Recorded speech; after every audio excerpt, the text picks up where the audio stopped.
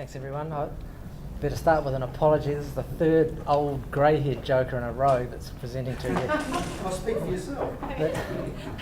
which is not good, I know, especially this late in the day. So, and as a result of this respect and responsibility review, I have to start most of these presentations with an apology. Does anybody know what our respect and responsibility review is? Right. Well, it's the culmination of 18 months of work, and I think the main interest for you today is that it's going to be an incredible, either master's or PhD topic for somebody, as to how a sport has taken a review and basically used it to change the culture, and endeavoured to change the culture not only within the sport but within a country, and to see how successful we've been in doing that.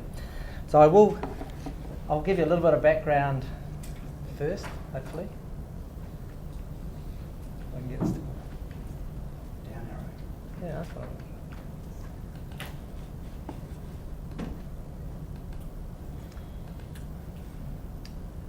Right, so why did we do this? Why did we put ourselves through 12 to 18 months of pain and probably set ourselves targets and performance goals for the next 5 years? Well, you'll see up in the screen some of the things that Craig's just been talking about. So essentially in 2016 we had a number of off-field incidents by professional rugby players.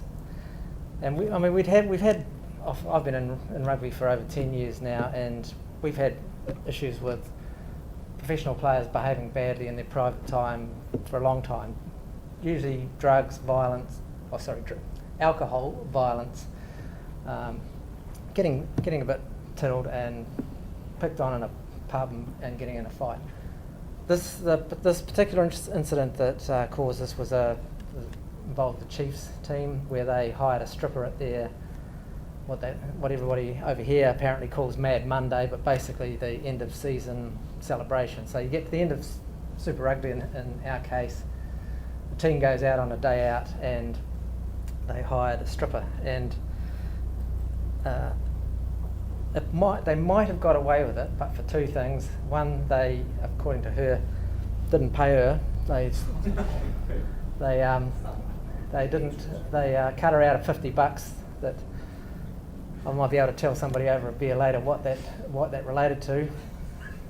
And secondly, 2 days after the Mad Monday, a member of the public complained about a homophobic comment that one of the Chiefs players had made while standing at the bar in what's called the Okarori Hotel out in the Wop Wops, where he was slagging off, he says, talking to his teammates, "Oh, you gay bugger." And a gay gentleman walked past, thought he was talking to him, and so posted on social media a complaint about homophobic slurs. That then prompted the exotic dancer to follow that with another post saying, "Oh, I performed for these guys the other day. This guy was actually something that I can't repeat in this forum, but he was a good guy, and but the team were animals." Well, and then within 5 hours she was on national TV claiming that she'd been abused, and it's all public, all the detail of that. Anyway, within 3 weeks there'd been 500 articles, and New Zealand Rugby was completely slammed as a result of its disrespectful and irresponsible players, and particularly the attitudes to women.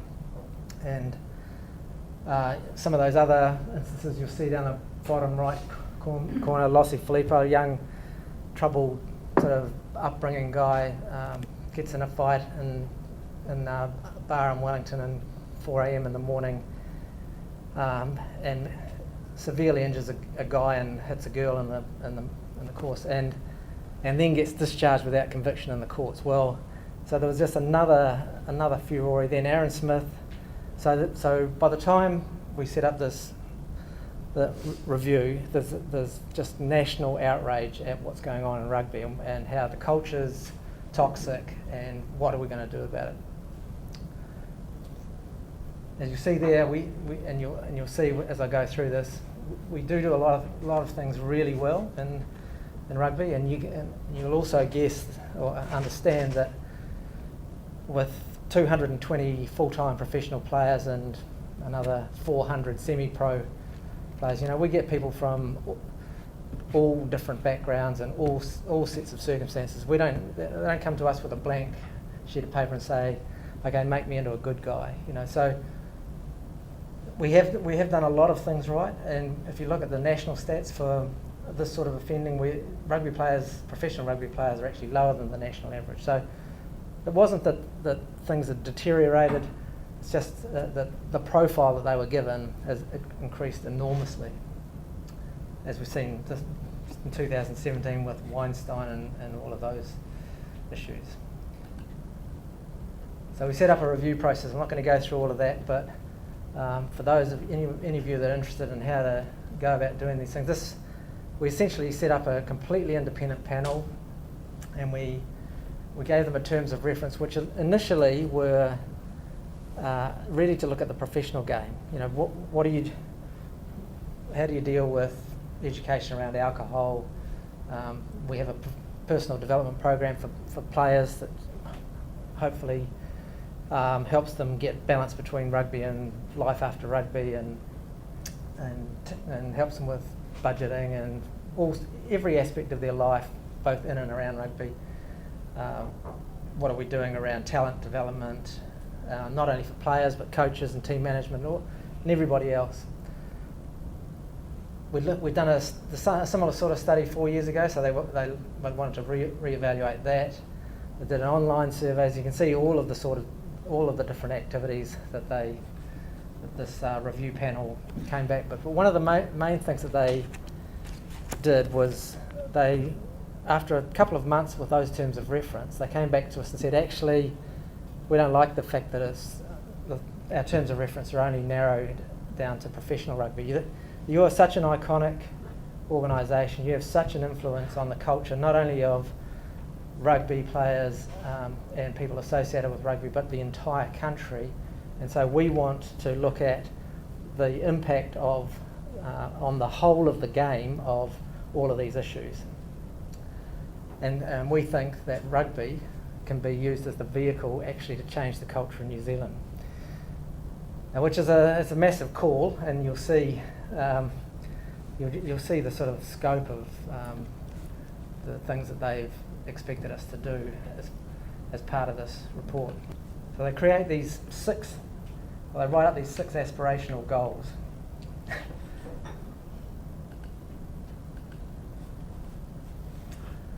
As I say, it's a 180-page report.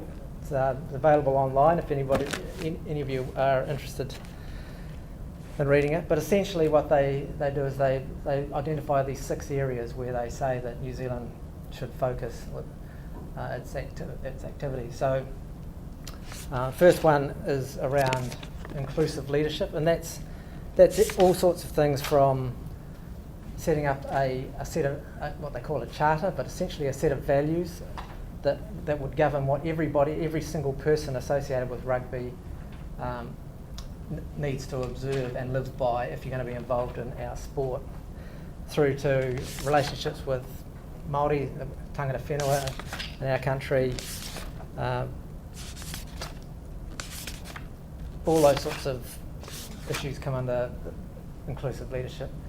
Developing people, so that's about basically getting the best out of our people, and there's a whole range of initiatives that they have identified under that heading. So that's about developing players, coaches, referees, administrators, governors, in all aspects of their life.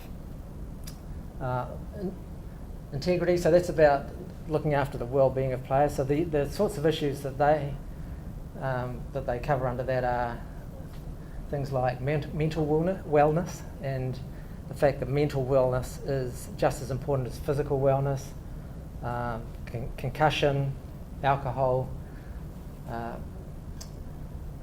anything that basically goes to the wellness of players.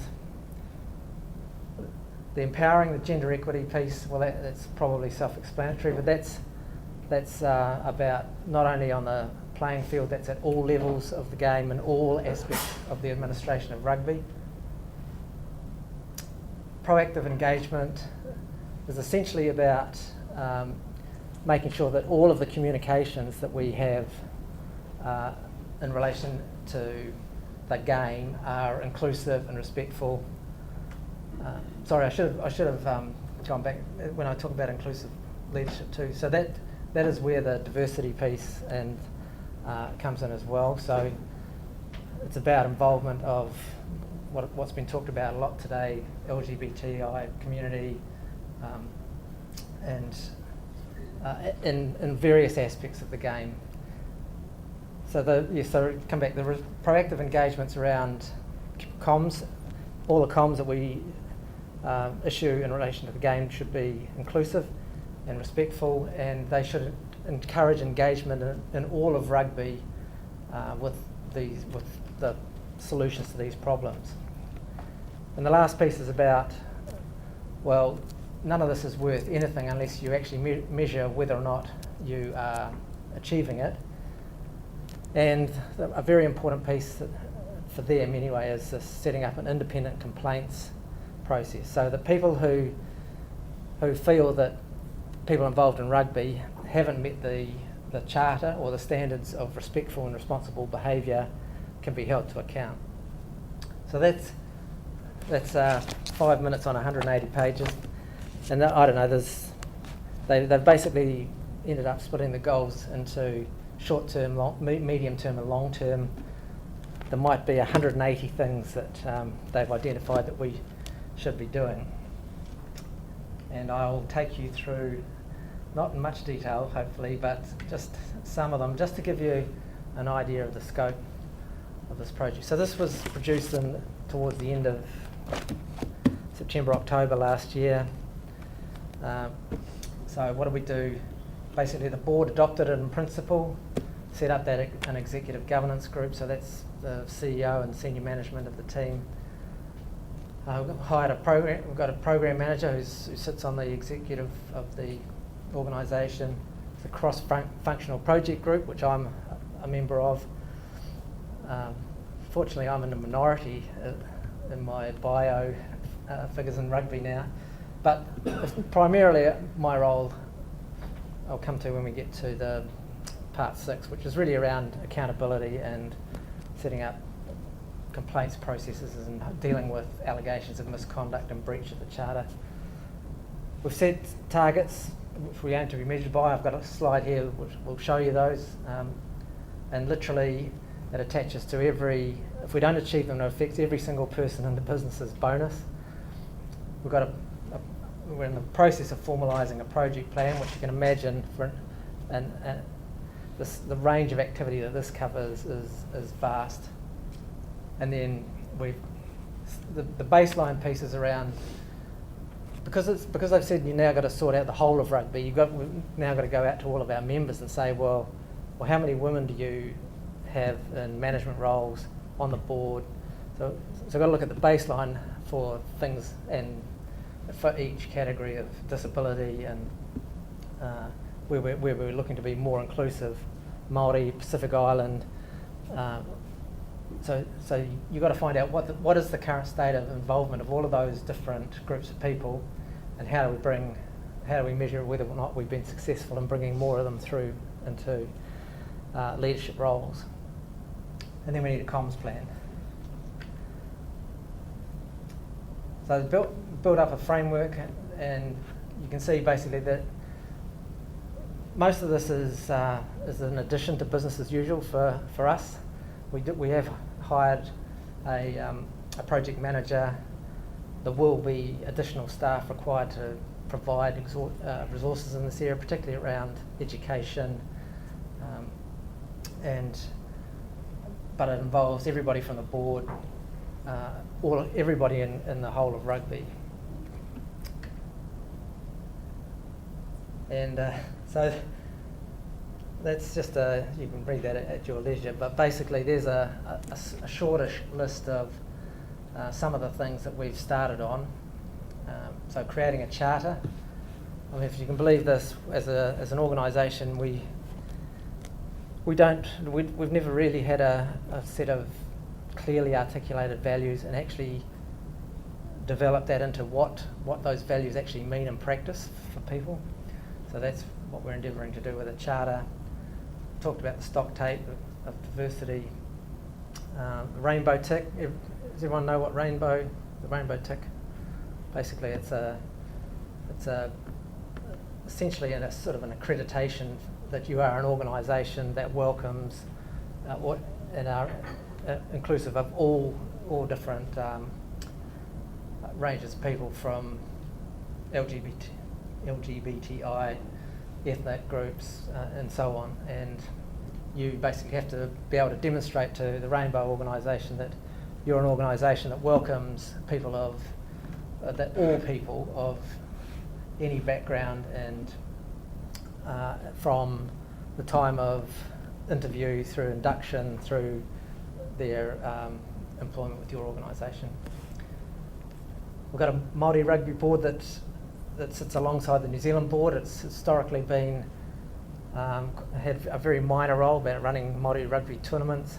So that's in the process of being reviewed, and we're looking to develop more of a partnership role with that group. Going to appoint some ambassadors. Crisis management. Crisis management's interesting in rugby. So when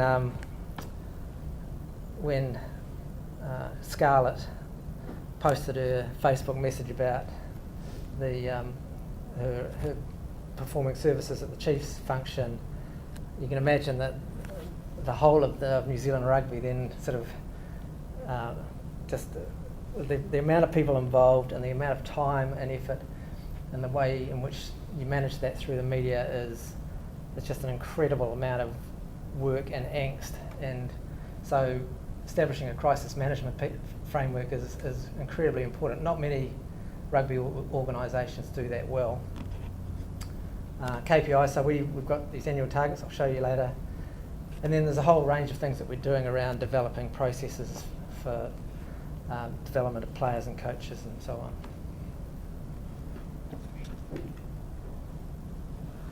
Again, these next few slides, which you'll all get access to, and I don't really want to go through every single sort of item of work that we're doing, but you'll just see there that under each of these aspirational goals, there is a whole range of work streams that are going on. So under leadership, we've got a diversity audit, review of the board.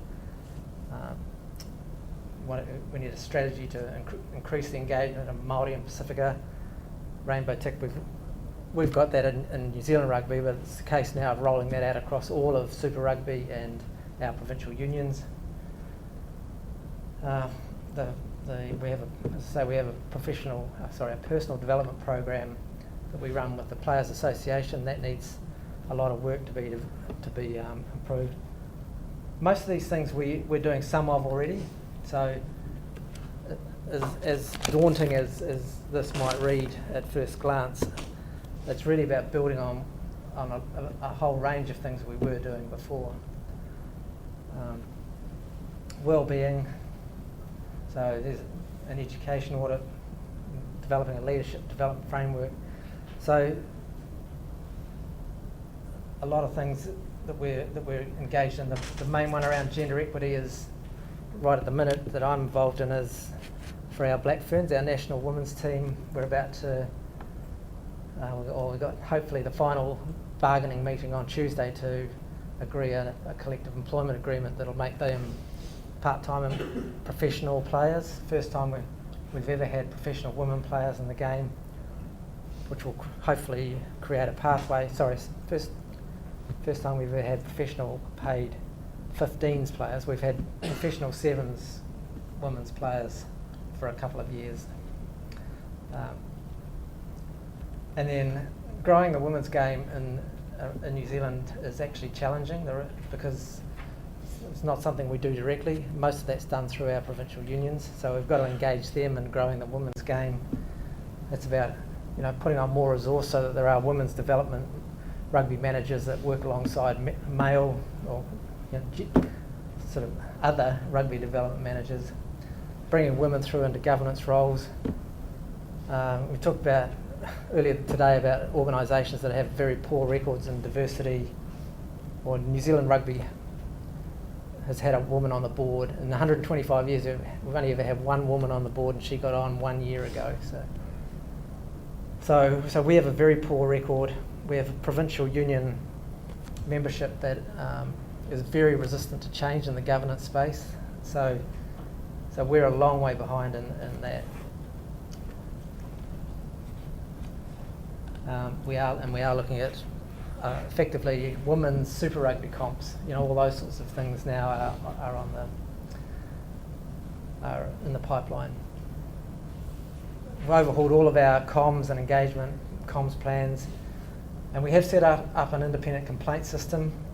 It's not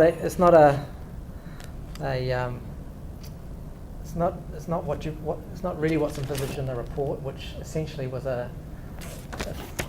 do you have the equivalent of a police complaints authority here? So an independent body that you can complain to. They have their own investigators. They'll look into it.